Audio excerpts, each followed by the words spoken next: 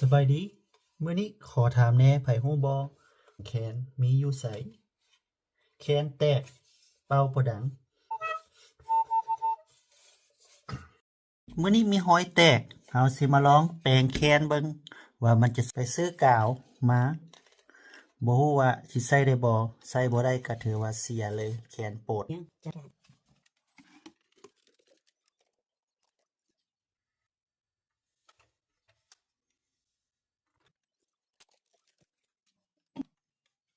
เป่าแล้วรู้สึกเจ็บคอหลังจากหยอดกาวมาฮู้ว่าจะใส่ได้บ่เนาะมาลองนำกัน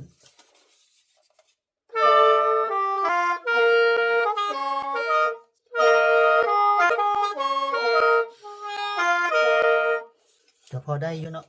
เสียงก็ออกอยู่